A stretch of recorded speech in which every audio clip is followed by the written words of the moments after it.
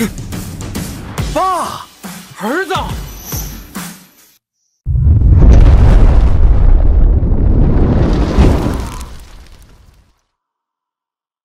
Suasana di lantai tertinggi gedung grup Ruela siang itu menegang. Ruangan rapat yang biasanya dipenuhi suara formal kini diguncang oleh dentuman suara seorang wanita. Laura, CEO yang dikenal tegas, berdiri di ujung meja panjang, kedua tangannya mengepal di atas permukaan kayu. Wajahnya merah, matanya berkilat tajam seperti pedang yang siap menebas siapapun yang berani melawan. "Jeffrey," teriaknya lantang. "Kau tahu apa yang kau lakukan? Dana triliunan itu, yang seharusnya masuk ke proyek utama kita, malah tergerus entah kemana. Apakah kau pikir ini permainan anak-anak?" Jeffrey hanya bisa menunduk. Dasi yang membelit lehernya terasa makin mencekik. Keringat dingin mengalir di pelipisnya. Meski AC ruangan cukup dingin untuk membuat siapapun menggigil. Ia mencoba bicara tapi suaranya tercekat. Aku bisa jelaskan." "Jelaskan?" potong Laura cepat. Suaranya menusuk seperti cambuk. "Jelaskan bagaimana kau sebagai direktur keuangan bisa sebodoh itu. Kalau bukan karena hubungan keluarga, sudah lama aku mencopot jabatannya. Jangan sampai kesabaranku habis, Jeffrey." Grup Ruela tidak bisa dipimpin orang yang lemah. Kalimat itu menusuk dada Jeffrey lebih dalam daripada 1000 panah. Ia merasa seakan dirinya bukan sekadar gagal sebagai karyawan, tapi juga gagal sebagai manusia. Pandangan beberapa manajer lain di ruangan itu membuatnya ingin menghilang. Ia mengangguk cepat, menyembunyikan kegelisahan yang makin menyesakkan. "Baik, aku akan perbaiki. Aku janji." Laura mengibaskan tangan tanda rapat selesai. Jeffrey melangkah keluar dengan langkah gontai. Setiap derap sepatunya terdengar berat, seolah ia sedang menyeret rantai yang tak kasat mata. Di benaknya hanya ada satu pertanyaan. Sampai kapan ia bisa bertahan? Malam itu suasana berbeda. Di rumah sederhana mereka di pinggiran kota. Aroma kue coklat memenuhi udara. Yores, putra semata wayang Jeffrey yang baru berusia 12 tahun, tertawa riang di ruang tamu yang dipenuhi balon warna-warni. Ia dikelilingi beberapa teman sekolahnya. Nyanyian ulang tahun bergema, menggema dalam keceriaan polos seorang anak. "Selamat ulang tahun, Yores." Sorak mereka serempak. Yores meniup lilin dengan mata berbinar. "Semoga aku cepat jadi orang dewasa," katanya penuh semangat. Semua tertawa mendengar harapannya, seolah itu hanya celotehan biasa. Tapi Jeffrey yang berdiri di sudut ruangan hanya terdiam. Ia tersenyum samar sambil menepuk bahu putranya. Tapi pikirannya melayang ke arah yang jauh berbeda. Bayangan Laura yang marah di kantor tadi siang masih menempel jelas di benaknya. Belum lagi cicilan rumah yang menumpuk, laporan keuangan yang kacau, dan ancaman kehilangan jabatan yang terus menghantui. Saat pesta usai dan para tamu pulang, Yores duduk di teras rumah. Malam itu langit cerah, taburan bintang menghiasi gelapnya malam. Jeffrey menyusul, duduk di sampingnya. Keduanya diam sejenak, menikmati udara dingin yang menampar kulit. "Ayah," kata Yores pelan, "kenapa orang dewasa selalu terlihat capek? Aku lihat ayah sering murung. Apa jadi orang dewasa itu nggak enak?" Jeffrey tertegun. Pertanyaan itu sederhana, tapi menusuk jantungnya. Ia menarik napas panjang. Dewasa itu rumit, Yores, ada tanggung jawab, ada beban, tapi juga ada kebebasan. Yores menatap bintang-bintang dengan mata penuh mimpi. "Aku ingin cepat jadi dewasa. Bisa beli apa saja, nggak usah mikir PR, nggak usah dimarahi guru." Jeffrey tersenyum pahit. "Dan aku, ya justru ingin kembali jadi anak-anak, hidup tanpa beban, hanya tahu tertawa dan bermain." Keduanya terdiam lagi. Lalu seolah semesta mendengar keluhan mereka, sebuah cahaya melintas cepat di langit. "Bintang jatuh, lihat ayah," seru Yores. "Cepat, ayo berdoa." Jeffrey menutup mata. Begitu pula Yores. Mereka berdoa dalam hati masing-masing.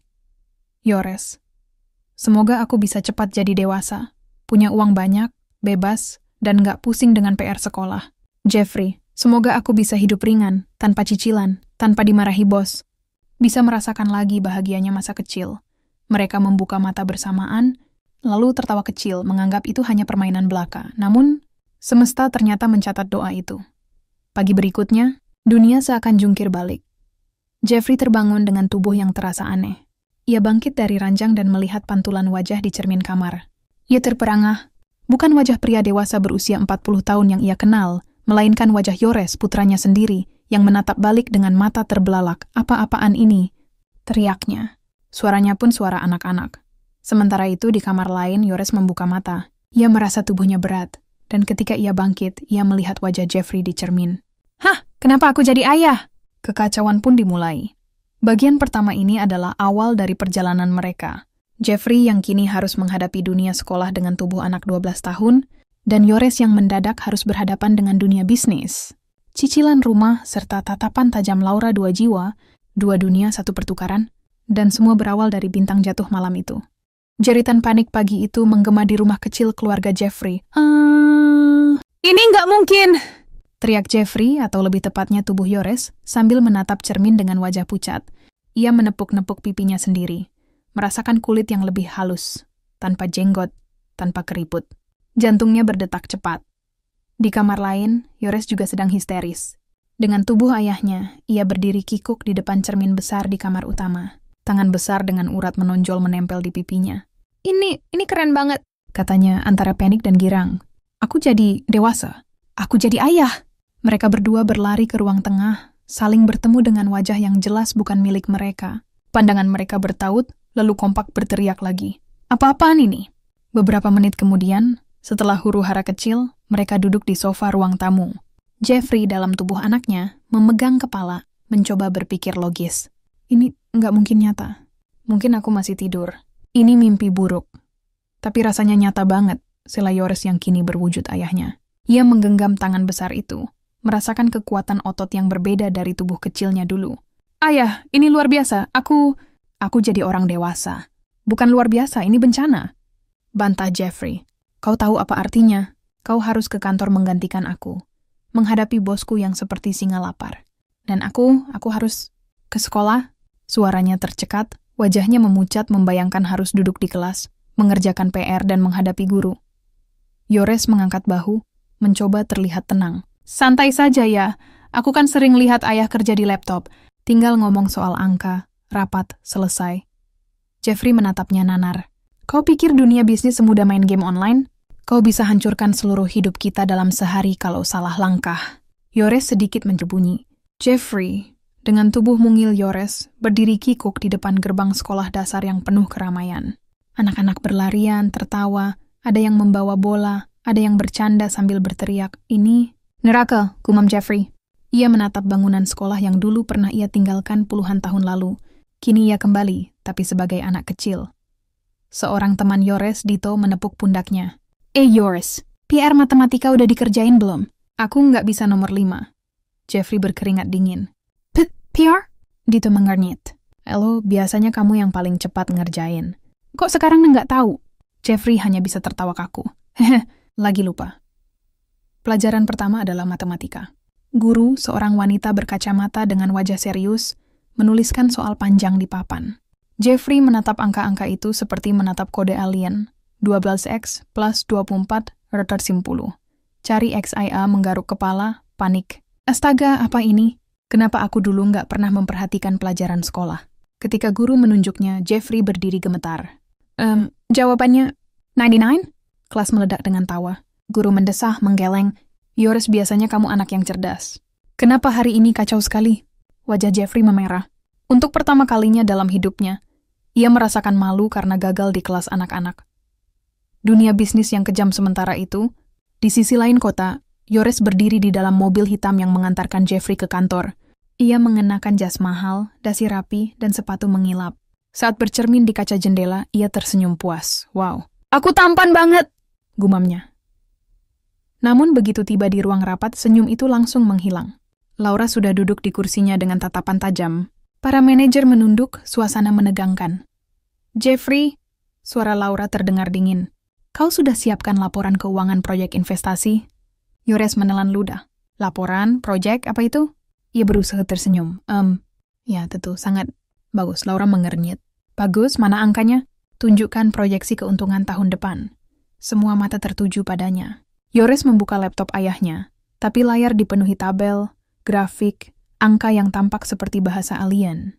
Ia mengetuk-ngetuk keyboard asal, berharap sesuatu terjadi. Ini, angkanya, besar sekali, katanya gugup. Pokoknya, kita... Untung, Hining. Laura memicingkan mata. Apa kau bercanda, Jeffrey? Ini bukan kelas anak-anak. Ini rapat miliaran dolar. Kalau kau tidak bisa menjelaskan, aku akan benar-benar mencopotmu dari posisi ini. Keringat mengalir di pelipis Yores. Ia ingin lari, ingin kembali jadi anak kecil, Dunia orang dewasa ternyata bukan sekadar kebebasan dan uang. Pulang dengan luka sor itu, Jeffrey pulang dari sekolah dengan wajah kusut. Ia mendapat nilai 0 karena tidak mengerjakan PR dan hampir dihukum berdiri. Sementara Yores pulang dengan langkah berat, tubuh dewasa itu tampak lunglai. Mereka bertemu di ruang tamu, sama-sama lemas. "Bagaimana sekolah?" tanya Yores dengan nada setengah mengejek. "Lebih sulit dari rapat direksi," jawab Jeffrey getir. "Bagaimana kantormu?" "Lebih menakutkan dari ulangan matematika," balas Yores. Keduanya terdiam. Untuk pertama kalinya mereka menyadari, hidup orang lain ternyata tidak semudah kelihatannya. Jeffrey menghela napas panjang. "Kalau kita tidak segera cari cara untuk kembali normal, kita bisa hancur. Kau bisa merusak pekerjaanku. Aku bisa merusak reputasimu di sekolah." Yores mengangguk serius. "Tapi, kalau belum bisa kembali, kita harus saling bantu. Ayah ajari aku soal bisnis. Aku ajari ayah soal sekolah." Mata mereka bertemu. Di balik kepanikan, ada sedikit cahaya pengertian. Mereka tidak punya pilihan selain bekerja sama. Dan itu menjadi awal dari petualangan gila. Seorang ayah yang harus belajar menjadi murid sekolah dasar, dan seorang anak yang harus menjadi direktur keuangan perusahaan triliunan. Malam itu rumah kecil keluarga Jeffrey berubah jadi ruang kelas darurat. Di meja makan, buku-buku sekolah bertumpuk di satu sisi, sementara di sisi lain terdapat tumpukan laporan keuangan dengan grafik dan tabel yang membuat kepala pening. Jeffrey, dengan tubuh mungil Yores, duduk bersandar di kursi dengan wajah kusut. Pensil di tangannya patah karena ditekan terlalu keras. Astaga, kenapa rumus sederhana ini terasa lebih rumit daripada menghitung bunga pinjaman bank? Di seberangnya, Yores yang berwujud ayahnya sedang mengetik di laptop. Alisnya mengernyit, wajahnya penuh konsentrasi. "Ayah, angka-angka ini banyak banget. Laporan keuangan perusahaan itu kayak soal cerita matematika, tapi panjangnya kayak novel." Jeffrey mendesah. "Itulah masalahnya, Nak. Kau kira hidup orang dewasa cuma soal kebebasan? Semua angka ini menentukan apakah ratusan karyawan bisa gajian atau tidak." Yores mendongak, tatapannya agak goyah. Untuk pertama kalinya ia merasakan beratnya tanggung jawab di balik meja kerja ayahnya. "Pelatihan kilat, baiklah," kata Jeffrey. Mencoba tenang. "Kita harus buat aturan. Aku akan latih kau soal dasar-dasar keuangan dan cara menghadapi bosku. Sebagai gantinya, kau harus latih aku soal PR, guru, dan bagaimana supaya nggak terlihat bodoh di sekolah." Yores mengangguk cepat. "Deal. Aku jadi guru matematika sekarang." Anak itu, dalam tubuh ayahnya, menuliskan soal sederhana di papan tulis kecil. Ia menatap Jeffrey dengan senyum penuh kemenangan. "Nah, coba ayah kerjakan. Ingat, jangan asal tebak." Jeffrey menatap soal itu lama, lalu menggaruk kepala. Jadi kalau 12 Lex 80 dikurangi dut, berarti 36. Terus dibagi 12. Jawabannya 3. Yores bertepuk tangan. "Yes, itu baru pintar. Ayah bisa juga kalau mau fokus." Jeffrey tersenyum malu. Rasanya aneh dipuji oleh anaknya sendiri. "Sekarang giliranku," kata Yores. Ia membuka laptop yang penuh dengan grafik keuangan. "Ayah, ajari aku gimana pura-pura ngerti semua ini." Jeffrey terkekeh. "Bukan pura-pura, kau harus benar-benar ngerti." "Oke, dengar. Angka-angka ini adalah pemasukan. Ini pengeluaran. Ini proyeksi laba. Kalau ditanya, jawab dengan tenang. Kami sedang melakukan diversifikasi portofolio agar mitigasi risiko bisa optimal." Yores menirukan dengan suara berat. "Kami sedang diversifikasi. Porty. Apa tadi?" "Portfolio," koreksi Jeffrey. "Kau harus latihan bicara meyakinkan. Dunia bisnis bukan hanya angka, tapi juga percaya diri." Malam itu penuh dengan tawa dan keluhan. Jeffrey harus menghafal rumus matematika yang sudah ia lupakan puluhan tahun, sementara Yores harus belajar mengucapkan istilah-istilah rumit yang bahkan terasa asing di telinganya. Ujian pertama keesokan harinya, keduanya menghadapi ujian nyata. Di sekolah, Jeffrey duduk di bangku kayu sambil memegang pensil. Guru menuliskan soal di papan. Berkat latihan semalam, ia berhasil menyelesaikan soal matematika dengan benar. Ketika jawabannya diperiksa, guru mengangguk. "Bagus, Yores. Ini baru seperti biasanya." Teman-temannya menatap kagum. Jeffrey menghela napas lega. Setidaknya aku tidak mempermalukan anakku lagi. Namun saat istirahat, seorang teman mendekat. Yores, biasanya kamu suka main bola." "Ayo ikut." Jeffrey menolak halus. Perutku lagi sakit." "Nanti saja." Ia takut tubuh kecil itu cedera. Diam-diam, ia sadar. Dunia anak-anak memang penuh energi yang tak lagi bisa ia ikuti. Sementara itu, di kantor, Yores mengenakan jas dengan penuh percaya diri. Saat rapat dimulai, Laura menatapnya tajam. "Jeffrey," katanya dingin, "bagaimana hasil evaluasi proyek cabang Singapura?" Yores teringat latihan semalam. Ia tersenyum tenang. "Kami sedang melakukan diversifikasi portofolio agar risiko bisa optimal." Ruangan hening beberapa detik. Semua menatapnya. Lalu salah satu manajer mengangguk setuju. "Itu langkah yang bagus." Laura masih memicingkan mata, tapi kali ini tidak langsung marah. "Baiklah, aku akan beri waktu sebulan untuk buktikan kata-katamu. Jangan kecewakan aku lagi, Jeffrey." Yores menghela napas lega. Ia berhasil melewati hari ini dengan aman. Rahasia yang tumbuh malamnya, mereka kembali bertemu di rumah. Jeffrey menceritakan bagaimana ia berhasil menjawab soal di sekolah, sementara Yores dengan bangga menceritakan keberhasilannya menipu rapat direksi. "Lihat ayah," kata Yores sambil tersenyum lebar. "Aku bisa jadi pebisnis juga. Dunia dewasa nggak sesulit itu." Jeffrey menghela napas, menatap anaknya dengan campuran bangga dan khawatir. "Kau memang pintar bicara, tapi dunia dewasa tidak berhenti di satu rapat. Ada cicilan rumah, ada investasi, ada orang-orang licik.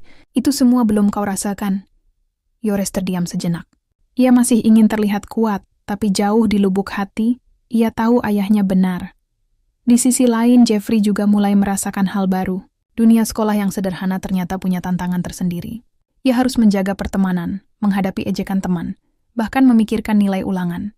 Hal-hal yang dulu ia anggap sepele kini terasa berat. "Kau tahu, Nak," kata Jeffrey pelan. "Aku mulai sadar kalau jadi anak-anak juga tidak mudah. Tugas sekolah, pertemanan, tekanan dari guru, itu semua nyata. Jadi jangan pernah anggap masa kecilmu sepele." Yores menunduk. Kata-kata itu menancap dalam bayangan di ujung jalan hari-hari. Mereka terus berjalan dengan ritme gila.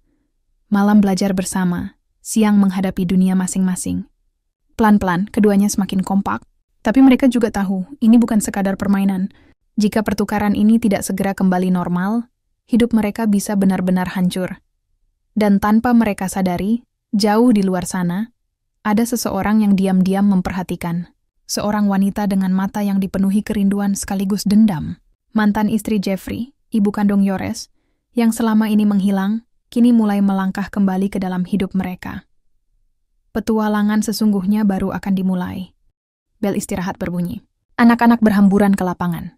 Jeffrey, dengan tubuh kecil Yores, berjalan pelan sambil membawa bekal yang disiapkan. Ia merasa aneh. Di dunia kerja, ia terbiasa makan siang sambil menatap laporan keuangan. Di sini ia duduk di bangku panjang, dikelilingi anak-anak yang tertawa riang. Namun tidak semua tawa itu hangat. Lihat, si Yores sekarang jadi lemot, teriak seorang anak bernama Reno, anak yang terkenal usil. Biasanya dia paling pintar, sekarang jawab soal gampang aja salah. Beberapa anak lain ikut tertawa. Jeffrey menunduk mencoba mengabaikan. Tapi Reno tidak berhenti. Ia menepuk bahunya keras. "Kenapa, Yores? Otakmu jatuh di jalan, ya?" Jeffrey menghela napas panjang. "Kalau aku di tubuh asliku, bocah ini sudah kutegur dengan suara lantang. Tapi sekarang aku hanya anak kecil. Kalau aku melawan, malah jadi masalah." "Sudahlah, Reno," kata Dito, teman baik Yores. "Jangan ganggu." "Kenapa? Aku cuma bercanda."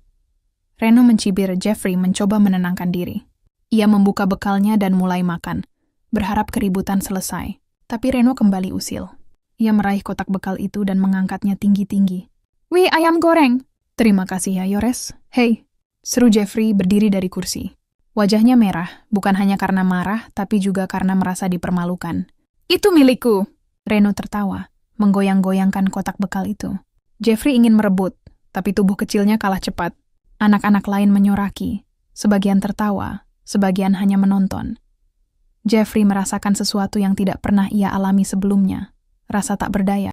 Di dunia bisnis ia bisa melawan dengan argumen, dengan kekuasaan, dengan uang, tapi di dunia sekolah, kekuatan fisik dan gengsi anak-anak jauh lebih menentukan. Untungnya Dito bergerak cepat. Ia merebut kotak bekal itu dari tangan Reno dan mengembalikannya. "Sudah, jangan keterlaluan!" Jeffrey duduk kembali, napasnya memburu. Ia menatap Dito sekilas, lalu tersenyum kecil. "Terima kasih." Untuk pertama kalinya dalam hidupnya, Jeffrey memahami betapa beratnya menjadi anak kecil yang tak punya kuasa. Kantor, ranjau yang tak terlihat sementara itu, di ruang rapat mewah grup Ruela, Yores dalam tubuh Jeffrey duduk di kursi eksekutif. Jas hitam membalut tubuhnya, membuatnya terlihat gagah dan berwibawa. Tapi di dalam hati, ia gemetar. Di hadapannya duduk 3 orang investor asing. Mereka berbicara dengan bahasa Inggris cepat, diselingi istilah finansial yang rumit. Laura duduk di sampingnya, memantau dengan tatapan penuh curiga. Mr. Jeffrey, kata salah satu investor, pria berkacamata dengan logat Amerika kental. We need a clear projection of ROI for the next 5 years. Can you explain the risk mitigation strategy? Yores menelan ludah. Kata-kata itu seperti peluru yang ditembakkan bertubi-tubi. Ia hanya mengerti setengahnya. ROI, mitigasi risiko, 5 tahun ke depan. Aduh, ini bukan PR matematika, ini lebih rumit 100 kali lipat. Ia menarik napas dalam, mencoba mengingat latihan bersama ayahnya. We are focusing on diversification of portfolio. And, optimizing, mitigation. Kalimatnya terdengar patah-patah. Investor itu mengernyit. Laura segera menimpali, menyelamatkan keadaan dengan penjelasan panjang yang penuh istilah teknis. Selesai rapat, Laura menoleh dengan tatapan menusuk. Jeffrey, apa yang terjadi padamu? Kau seperti orang baru belajar bicara. Jangan ulangi lagi kalau tidak mau posisimu hilang. Yores menunduk, jantungnya berdegup keras.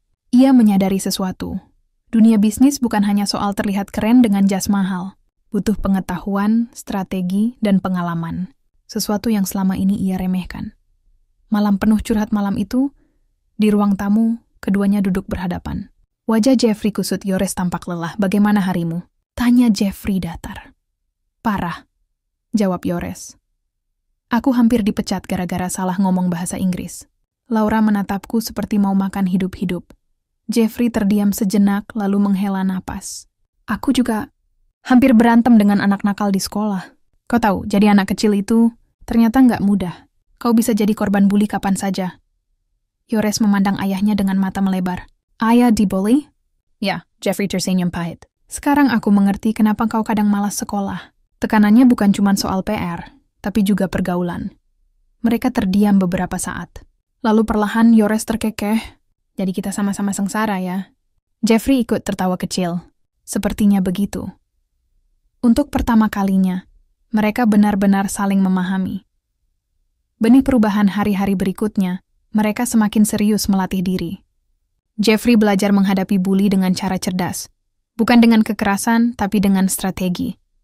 Ia mulai melibatkan Dito, belajar melontarkan humor agar tidak terlihat lemah. Perlahan, ia mendapatkan respek dari teman-teman Yores. Di sisi lain, Yores mulai menghafal istilah keuangan, belajar berbicara bahasa Inggris sederhana, dan mencoba membaca laporan keuangan dengan serius. Meski sering salah paham, ia mulai menunjukkan kemajuan. Namun keduanya tahu sesuatu sedang berubah dalam diri mereka. Mereka bukan lagi sekadar ayah dan anak yang bertukar tubuh. Mereka mulai merasakan hidup satu sama lain, memahami beban yang tak pernah terlihat sebelumnya. Dan di balik semua itu, bayangan masa lalu mulai mendekat. Seorang wanita dengan senyum samar mengamati dari kejauhan, yang menatap foto lama keluarga kecil itu. Air matanya jatuh, tapi bibirnya berbisik lirih. Aku akan kembali. Dan dalam salah ini kalian yang tidak bisa menolakku. Hari-hari setelah pertukaran jiwa itu semakin kacau. Jeffrey yang terjebak dalam tubuh Yores harus menghadapi ujian tengah semester. Sementara itu, Yores yang berperan sebagai ayahnya makin sibuk mengurus bisnis, apalagi karena Laura tidak pernah benar-benar memberikan jeda untuknya. Pagi itu, Jeffrey, dalam tubuh Yores, berdiri di depan gerbang sekolah menengah, menatap sekumpulan siswa yang sibuk bercanda. Ia menghela napas panjang. Bagaimana bisa aku, seorang pria dewasa dengan pengalaman kerja puluhan tahun, merasa gugup masuk kelas anak SMP? Pikirnya. Begitu masuk kelas, ia langsung disambut tatapan heran teman-teman Yores. Biasanya Yores adalah anak yang pendiam dan sering dianggap lambat memahami pelajaran. Tapi hari itu, Jeffrey mencoba menunjukkan wibawanya. Saat guru matematika menanyakan soal pecahan, ia berdiri dengan percaya diri, melangkah ke papan tulis. Namun sesuatu terjadi. Otaknya yang terbiasa menghitung triliunan angka keuangan justru kebingungan dengan soal sederhana. Tangannya bergetar, coretannya acak-acakan, dan akhirnya ia salah menjawab. Tawa pun meledak dari teman-teman sekelas. Wah, Yores makin parah aja. Seru seorang siswa di bangku belakang. Muka Jeffrey memerah. Ia ingin berteriak bahwa ia sebenarnya seorang direktur yang biasa mengelola dana besar, tapi yang keluar hanya suara serak menahan malu. Sejak hari itu, Dunia anak-anak sama sulitnya dengan dunia bisnis, hanya berbeda medan. Bullying, tekanan dari guru, dan perasaan rendah diri membuat Jeffrey merasakan luka yang selama ini mungkin pernah dialami anaknya. Di sisi lain, Yores, dalam tubuh Jeffrey, sedang belajar cepat mengelola perusahaan. Awalnya ia merasa keren duduk di ruang rapat, mengenakan jas elegan, dikelilingi direktur yang menunduk padanya. Tapi semakin lama, beban itu terasa menekan. Setiap laporan keuangan terdengar bagai bahasa asing. Saat para manajer mempresentasikan strategi, ia hanya bisa mengangguk pura-pura paham. Laura semakin curiga. "Jeffrey," ucapnya tajam suatu siang, "kenapa kamu terlihat seperti orang linglung? Jangan bilang kamu kehilangan fokus di saat kritis ini." Yores tersenyum kaku. "Aku hanya butuh waktu meninjau ulang semuanya. Percayalah, aku punya rencana." Padahal, ia sama sekali tidak punya ide. Yang ia pikirkan hanyalah bagaimana cara kabur dari ruangan itu dan kembali main game di kamar. Namun secara mengejutkan, intuisi kekanak-kanakannya justru memberikan warna baru. Dalam sebuah rapat strategi pemasaran, ia spontan berkata, "Kenapa nggak bikin iklan yang lebih fun aja? Pakai animasi, warna-warna cerah, biar orang muda suka." Semua orang tercengang.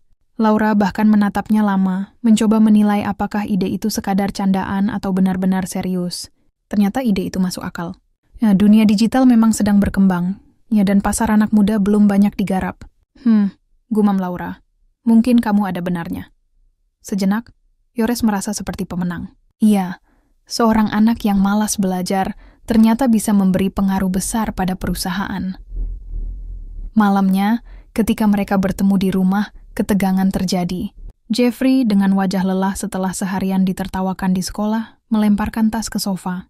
"Aku nggak tahan, Yores. Hidupmu di sekolah itu benar-benar neraka. Kamu nggak pernah cerita kalau kamu sering diejek teman-temanmu." Yores yang baru pulang dari rapat perusahaan membalas, "Lalu bagaimana dengan hidupmu, Ayah? Kamu pikir jadi CEO itu mudah?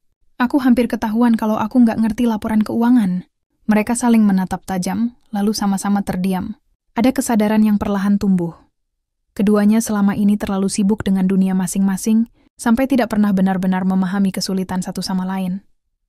Di tengah kekacauan itu, sebuah kabar mengejutkan datang. Seorang wanita misterius muncul di kantor Ruela Group. Rambut panjangnya terurai, langkahnya anggun, dan sorot matanya penuh percaya diri. Laura yang melihatnya langsung terkejut. "Kamu kembali?" Wanita itu adalah Maya, mantan istri Jeffrey sekaligus ibu kandung Yores. Setelah bertahun-tahun pergi, ia tiba-tiba kembali dengan wajah penuh senyum.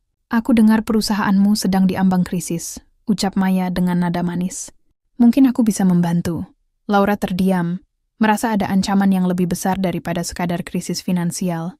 Dan di sisi lain, Jeffrey yang berada dalam tubuh Yores merasakan getaran aneh saat melihat ibunya kembali, meski tubuhnya kini bukan tubuh asli. Sementara Yores dalam tubuh ayahnya justru merasa bimbang. Haruskah ia menerima kembali kehadiran ibunya yang dulu meninggalkan mereka?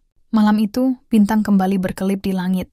Jeffrey berdiri di balkon kamar Yores, menatap ke atas dengan rasa cemas. "Kalau aku bisa kembali ke tubuhku sendiri, aku berjanji akan lebih mengerti anakku," bisiknya. Sementara di kamar sebelah, Yores dalam tubuh Jeffrey juga menatap langit. "Aku janji kalau aku balik jadi diriku, aku nggak akan malas lagi." Jadi orang dewasa itu ternyata berat banget. Namun, bintang jatuh tak kunjung muncul. Mereka berdua sadar, perjalanan ini belum selesai. Dan masalah baru kini menunggu. Maya, wanita dari masa lalu, siap menguji keluarga yang rapuh itu. Sejak kemunculan Maya di kantor Ruela Group, suasana di perusahaan berubah drastis. Laura tidak bisa menyembunyikan kekesalannya. Ia merasa kehadiran wanita itu bukan sekadar untuk membantu, melainkan memiliki maksud tersembunyi. Maya, dengan senyum manis yang selalu melekat di wajahnya, menawarkan kerja sama dengan investor asing yang katanya bisa menyelamatkan perusahaan dari krisis likuiditas. "Jeffrey pasti bisa mempertimbangkannya," ucap Maya sambil menatap tajam. Yores yang kini berada di tubuh ayahnya hanya bisa terdiam. Baginya, itu bukan sekadar tawaran bisnis, itu adalah ujian. Ia tahu Maya adalah ibunya, meski tak pernah benar-benar dekat. Kini, ia bingung.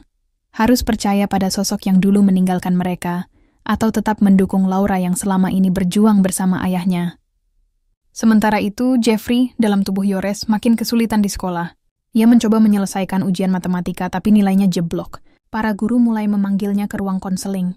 "Kamu makin menurun, Yores. Ada masalah di rumah?" Tanya guru BK dengan tatapan prihatin. Jeffrey terdiam. Ia ingin menjawab bahwa masalahnya jauh lebih rumit daripada sekadar urusan rumah. Tapi siapa yang akan percaya kalau ia berkata dirinya sebenarnya ayah dari tubuh yang ia tempati sekarang? Di kantin, ia juga mulai dikerjai oleh geng siswa nakal. Tasnya disembunyikan, sepatunya dilempar ke atap. Jeffrey mencoba bersabar, tapi rasa marahnya meledak. Ia menatap para siswa itu dengan sorot mata seorang pria dewasa. "Coba kalau kalian di ruang rapat, aku pecat kalian detik ini." Bentaknya spontan. Anak-anak itu terdiam beberapa detik, lalu tertawa terbahak-bahak. "Wih, kayak bos. Dasar gila." Jeffrey sadar, wibawa seorang direktur tak ada gunanya di dunia remaja. Di sekolah, yang berlaku adalah solidaritas, pertemanan, dan kekuatan menahan ejekan. Untuk pertama kalinya, ia memahami betapa beratnya beban yang dipikul anaknya selama ini. Malam harinya, suasana rumah makin tegang. Laura menatap Jeffrey, yang sebenarnya adalah Yores, dengan penuh curiga. "Kamu terlihat berbeda belakangan ini, lebih ceroboh, lebih gampang tersenyum, bahkan berani menentangku di rapat. Apa sebenarnya yang terjadi?" Yores hanya mengangkat bahu. "Mungkin aku cuma lelah, tapi percayalah, aku sedang berusaha yang terbaik." Laura tidak puas. Namun sebelum ia bisa menekan lebih jauh, telepon berdering. Maya menghubungi langsung Yores dalam tubuh Jeffrey. "Aku ingin makan malam bersama, hanya kita berdua.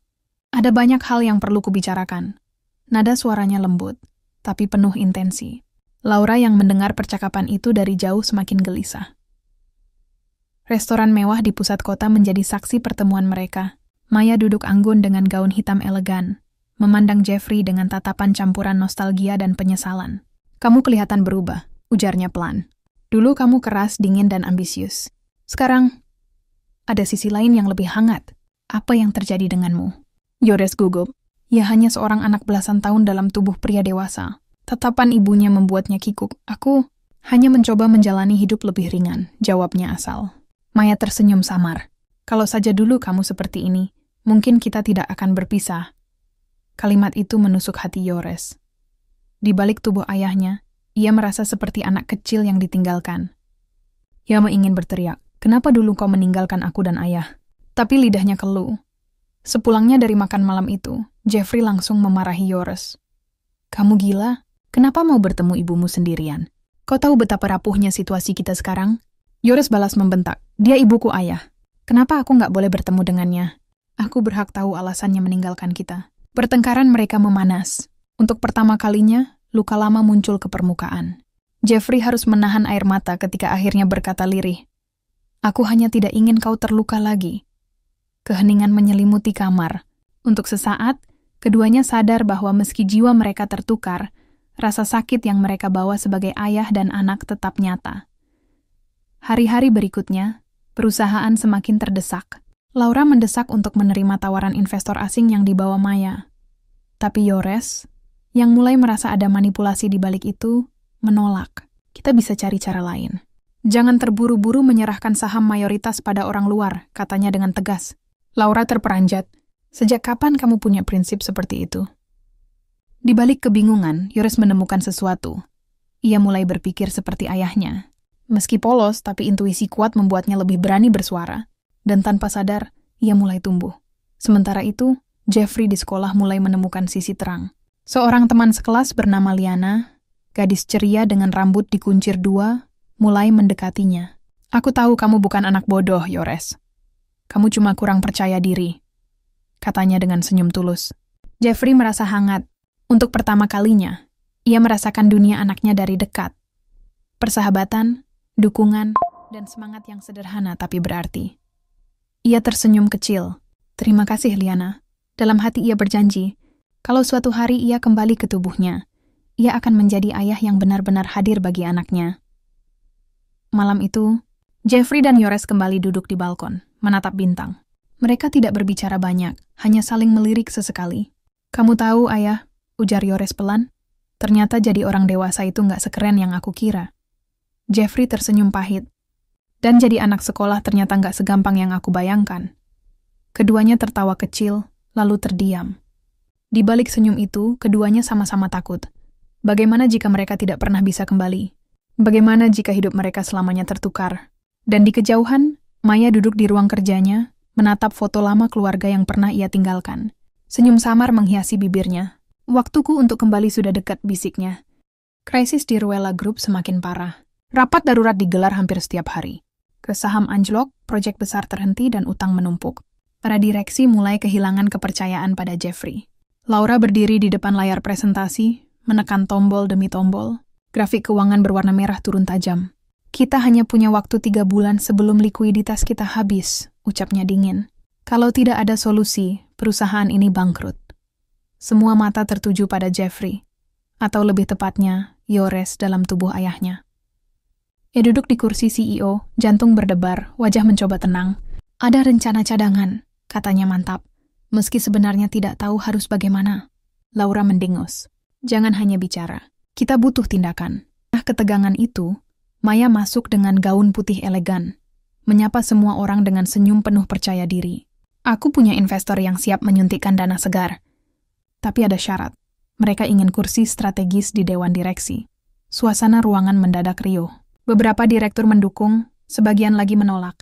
Yores meremas meja berpikir cepat. Kalau aku terima, perusahaan selamat tapi kehilangan kendali. Kalau aku tolak, kita bisa hancur. Sementara itu, Jeffrey di tubuh Yores mulai terbiasa dengan ritme sekolah. Ia tidak lagi sekadar bertahan, tapi mencoba memahami teman-teman sekelasnya. Liana, gadis yang selalu ceria, duduk di sampingnya saat jam istirahat.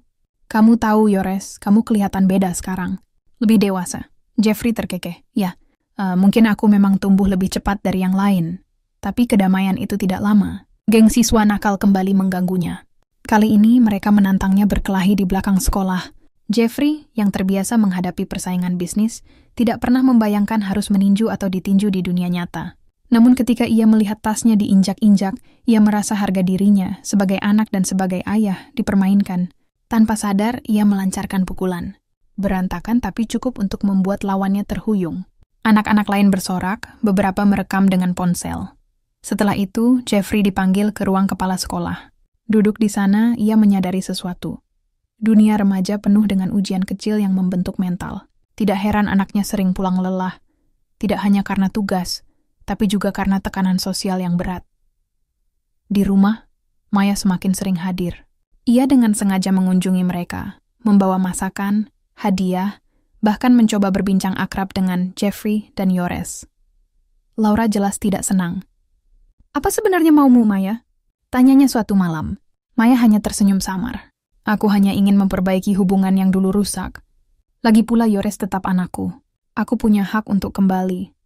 Jeffrey yang sedang berperan sebagai anak, mendengar kalimat itu dengan perasaan campur aduk. Ia rindu sosok ibunya. Tapi juga marah karena ditinggalkan bertahun-tahun. Sementara Yores dalam tubuh ayahnya bingung. Ia merasakan kasih sayang dari Maya, tapi juga melihat manipulasi yang bisa menghancurkan perusahaan. Suatu malam, pertengkaran besar pecah di ruang tamu. Laura menuduh Maya hanya datang demi saham perusahaan. Maya balas menuduh Laura memanfaatkan Jeffrey demi ambisi pribadi. Aku ibu dari anak ini, seru Maya sambil menunjuk ke arah Jeffrey dalam tubuh Yores. Kau tidak berhak bicara tentang anak yang dulu kau tinggalkan. Balas Laura tajam. Jeffrey dan Yores saling menatap. Untuk pertama kalinya, mereka menyadari betapa rumitnya hubungan orang dewasa. Apa yang dulu mereka anggap sederhana, ternyata penuh luka, kepentingan, dan rahasia. Keesokan harinya, saat Jeffrey, dalam tubuh Yores, sedang mencari buku di kamar tua, ia menemukan sebuah kotak kayu kecil. Di dalamnya ada surat-surat lama yang ditulis Maya. Isinya membuatnya terkejut. Ternyata Maya tidak benar-benar meninggalkan mereka karena tidak peduli. Ia dipaksa pergi oleh keluarganya sendiri, karena pernikahan dengan Jeffrey dianggap memalukan. Surat itu penuh air mata dan janji untuk kembali. Tapi entah bagaimana tidak pernah sampai ke tangan mereka. Jeffrey menggenggam surat itu erat-erat. Jadi selama ini aku salah menilai? Gumamnya. Malamnya ia menunjukkan surat itu pada Yores. Mereka duduk berdua di balkon. Bintang berkelip di langit. Kalau isi surat ini benar, berarti ibumu tidak sepenuhnya salah. Dia juga korban. Yores terdiam lama. Tapi ayah, apakah kita bisa percaya lagi? Apa enggak berbahaya kalau dia kembali? Jeffrey menghela napas panjang. Aku tidak tahu. Tapi yang jelas, kita harus mencari kebenaran sebelum memutuskan. 7. Ujian ganda hari berikutnya. Masalah menumpuk di dua dunia mereka. Di sekolah, Jeffrey harus menghadapi ujian nasional simulasi. Semua mata tertuju padanya karena nilai Yores yang selalu buruk. Ia mencoba sekuat tenaga mengingat semua pelajaran yang dipelajari belakangan ini. Untuk pertama kalinya, ia ingin membuktikan bahwa dirinya bisa. Di perusahaan, Yores harus menghadapi rapat pemegang saham. Investor asing yang dibawa Maya menuntut jawaban final. Jika ia menolak, kemungkinan perusahaan runtuh. Jika ia menerima, keluarga bisa kehilangan kendali penuh. Semua orang menatapnya, menunggu keputusan. Malam itu, setelah semua kegaduhan, ayah dan anak kembali duduk di balkon. Keduanya menatap langit malam. Ayah, kalau kita nggak pernah bisa kembali ke tubuh kita masing-masing, apa yang akan terjadi? Tanya Yores dengan suara serak. Jeffrey menatapnya lama. Kalau itu terjadi, maka kita harus belajar hidup dengan cara baru. Tapi aku percaya, ada alasan kenapa kita ditukar seperti ini. Keduanya terdiam, lalu menutup mata. Dalam hati mereka berdoa pada bintang yang sama, agar bisa menemukan kebenaran, kekuatan, dan jalan pulang. Dan di suatu tempat, Maya duduk sendirian di mobilnya. Ia menatap foto lama keluarga mereka. Air mata jatuh di pipinya. Aku hanya ingin kembali, tapi apakah masih ada tempat untukku? Pagi itu, langit tampak mendung. Di ruang kerja Jeffrey, yang kini masih ditempati Yores dalam tubuh ayahnya, suasana begitu hening. Laporan keuangan grup Ruela tersusun rapi di meja, namun pikiran Yores sama sekali tak bisa fokus. Semalaman ia tidak bisa tidur. Perkataan Laura yang mulai meragukan kesetiaannya, juga sikap manis dari ibunya, mantan istri Jeffrey, membuat dadanya sesak. Apa yang sebenarnya terjadi dulu? Kenapa mereka bisa berpisah? Pikir Yores. Ia menatap cermin besar di sudut ruangan, melihat wajah ayahnya yang tegas dan penuh pengalaman. Di balik sorot mata itu, kini tersimpan jiwa seorang anak berusia 15 tahun yang sedang kebingungan. Sementara itu, Jeffrey dalam tubuh Yores sibuk menghadapi dunia sekolah yang semakin kacau. Nilai ulangan turun drastis, guru-guru mulai memanggilnya, dan teman-teman menertawakan kebodohannya. Anak yang dulu dikenal pintar kini menjadi bahan lelucon kelas. Jeffrey mulai merasakan sakit hati yang selama ini mungkin juga dialami anaknya. Di rumah, mereka berdua duduk di meja makan dengan wajah lesu. Tak ada suara sendok yang beradu dengan piring, hanya keheningan panjang. Ayah, Yores, dalam tubuh Jeffrey akhirnya bersuara pelan. Jeffrey dalam tubuh Yores mengangkat kepala, menatap ragu. Kau merasakan betapa sulitnya jadi aku, bukan? Jeffrey tak bisa menyangkal. Matanya memerah. Ada rasa bersalah yang mendalam. Selama ini ia terlalu menuntut nilai sempurna, disiplin tinggi, tanpa benar-benar memahami tekanan batin anaknya. Ya, jawab Jeffrey lirih. Aku kira sekolah hanyalah soal belajar, tapi ternyata ada banyak hal lain. Pergaulan, tekanan teman, rasa takut gagal. Aku minta maaf, nak. Suasana menghangat sesaat, namun kemudian pintu rumah diketuk. Yang datang adalah seorang wanita berparas anggun, rambut panjang terurai, dengan senyum yang menawan. Ibunya, mantan istri Jeffrey. Boleh aku masuk? Tanyanya dengan nada lembut. Sekejap ruangan itu berubah kaku. Yores tercekat, melihat sosok ibunya berdiri di depan. Sementara Jeffrey yang kini terjebak di tubuh anaknya, merasa jantungnya berdegup kencang. Wanita itu adalah bagian dari masa lalunya. Bagian yang selama ini penuh luka dan penyesalan. Wanita itu masuk, menaruh sebuah kue kecil di meja. Aku dengar Yores ulang tahun kemarin. Maaf ibu datang terlambat. Yores hampir meneteskan air mata. Di dalam tubuh ayahnya, ia ingin memeluk ibunya erat, tapi ia sadar peran yang sedang ia jalani. Jeffrey, yang kini berwujud anak, hanya bisa menunduk, berusaha menyembunyikan gejolak perasaannya. Laura yang sedang pulang terlambat dari kantor, tiba-tiba masuk ke rumah dan mendapati pemandangan itu. Tatapannya langsung tajam. Kau datang lagi? Sindirnya dingin kepada mantan istri Jeffrey. Aku hanya ingin bertemu anakku, jawab wanita itu, tersenyum pahit. Ketegangan meningkat. Dua wanita yang dulu sama-sama mencintai Jeffrey kini berdiri berhadapan. Yores di tubuh Jeffrey mencoba menengahi, namun semakin banyak kata yang terucap, semakin jelas rahasia lama mulai terungkap. Mantan istrinya berbisik lirih, namun cukup terdengar oleh mereka. Jeffrey, kau tahu alasan sebenarnya aku meninggalkanmu dulu, bukan karena aku tak setia, melainkan karena... Belum sempat ia melanjutkan, Jeffrey yang terjebak di tubuh Yores berteriak, "Jangan!" Semua mata terarah padanya. Yores bingung, Laura curiga, sementara mantan istri itu terdiam dengan mata berkaca-kaca. Ada sesuatu yang besar, rahasia masa lalu yang belum terungkap. Dan kini keadaan semakin rumit. Jiwa yang tertukar membuat segalanya menjadi semakin sulit dijaga. Di malam itu, saat semua sudah kembali ke kamar masing-masing, Yores duduk termenung di balkon rumah dengan tubuh ayahnya. Ia menatap bintang, sama seperti malam ketika ia dan ayahnya membuat permohonan. Apakah aku benar-benar siap menjalani semua ini? Apa sebenarnya rahasia yang ayah sembunyikan? Dan Mingguan Doi Buang kembali dengan senyum yang terasa menyimpan luka. Pertanyaan demi pertanyaan berputar di benaknya. Ia mulai menyadari bahwa tertukarnya jiwa bukan hanya soal main-main atau keajaiban semata, melainkan juga jalan bagi takdir untuk membongkar rahasia lama keluarga mereka. Di sisi lain, Jeffrey dalam tubuh Yores diam-diam menulis surat. Surat yang tidak pernah ia tunjukkan pada siapapun. Surat yang berisi pengakuan atas semua kesalahan masa lalu, dan juga rahasia yang mungkin akan menghancurkan segalanya jika terbuka. Namun ia tahu, cepat atau lambat rahasia itu tidak bisa terus disembunyikan. Hujan deras mengguyur kota malam itu. Suara rintiknya mengetuk jendela rumah, seakan ikut menegangkan suasana yang sudah rapuh sejak kedatangan mantan istri Jeffrey Yores, yang terjebak di tubuh ayahnya, berulang kali menghela napas panjang. Kata-kata ibunya terus terngiang, alasan sebenarnya aku meninggalkanmu dulu bukan karena aku tak setia. Lalu tiba-tiba dihentikan oleh teriakan ayahnya yang kini berwujud dirinya sendiri. Apa yang sebenarnya terjadi? Apa yang ayah sembunyikan dariku selama ini? Batinnya penuh tanda tanya.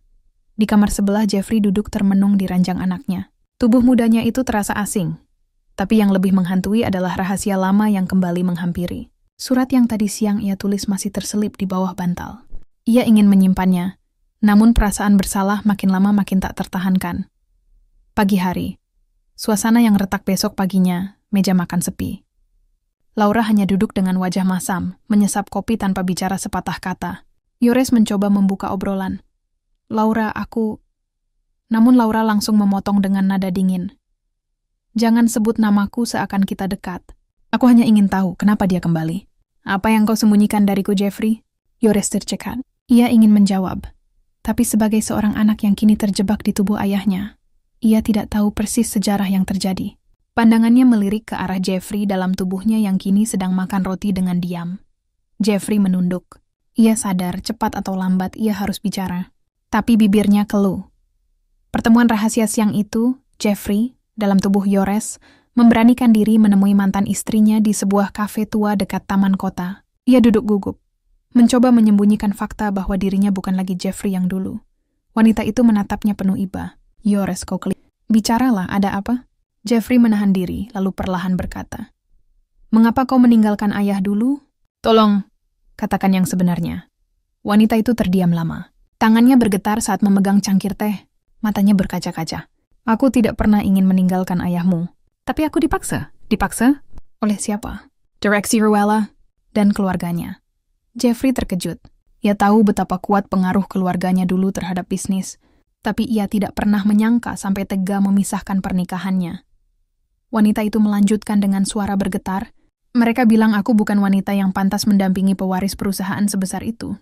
Aku hanya istri sederhana, tanpa latar belakang. Mereka bahkan mengancam akan menghancurkan hidup kita jika aku tetap bersamamu. Demi dia, demi anak kita, aku memilih pergi." Air mata jatuh dari matanya. Jeffrey terdiam, hatanya seperti diremas. Selama ini ia menyalahkan istrinya, mengira ia tidak setia. Padahal, semua hanya karena ambisi keluarga dan permainan kekuasaan. Konfrontasi di rumah malamnya, Jeffrey memanggil Yores dalam tubuh ayahnya ke kamar. Ia sudah tak bisa lagi menahan kebenaran. "Ayah, atau lebih tepatnya, aku harus bicara. Aku tahu alasan ibu meninggalkan kita." Yores menatapnya, kaget. "Apa?" Jeffrey menghela napas panjang. "Dia tidak pergi karena perselingkuhan. Dia dipaksa oleh keluargaku sendiri. Semua demi menjaga citra perusahaan." Yores membeku. Dunia seakan runtuh di hadapannya. Ia selalu mengira ibunya tega, meninggalkan dirinya dan ayahnya demi pria lain. Kenyataannya jauh lebih pahit. Ibunya dikorbankan oleh keluarga besar yang seharusnya melindungi mereka. Tiba-tiba, suara ketukan pintu terdengar. Laura masuk tanpa mengetuk lebih dulu. "Apa yang kalian bicarakan?" Tanyanya curiga. Jeffrey dan Yores saling tatap. Mereka tidak menjawab. Tapi diamnya mereka sudah cukup menjadi bukti bahwa ada sesuatu yang besar sedang disembunyikan. Laura melangkah masuk, menatap Jeffrey, yang ia kira suaminya. Kau masih mencintainya, bukan? Itulah kenapa kau sembunyikan semua ini dariku. Yores terdiam, bingung harus berkata apa. Laura semakin emosi. Aku sudah mendukungmu, bahkan ketika perusahaan hampir runtuh. Dan sekarang kau berani mengkhianatiku? Suasana meledak. Laura menangis, lalu meninggalkan kamar dengan langkah cepat. Pintu ditutup keras hingga gema suaranya memenuhi rumah. Pertarungan batin malam itu, Yores duduk sendirian di ruang kerja. Ia meraba wajah ayahnya yang kini jadi wajahnya sendiri. Air mata menetes tanpa bisa ia tahan. Apakah ini arti jadi orang dewasa? Rahasia pengkhianatan beban yang tak pernah selesai? Sementara di kamar anaknya, Jeffrey juga menangis. Untuk pertama kalinya ia merasakan betul bagaimana rasanya menjadi anak yang hanya bisa melihat tanpa daya untuk memperbaiki keadaan. Hati mereka sama-sama hancur. Momen kebenaran keesokan harinya, Yores nekat menemui ibunya lagi. Kali ini ia tidak peduli apakah ayahnya setuju atau tidak. Ia ingin mendengar semuanya dengan jelas. Ibu, katakan padaku, apakah masih ada cinta untuk ayah?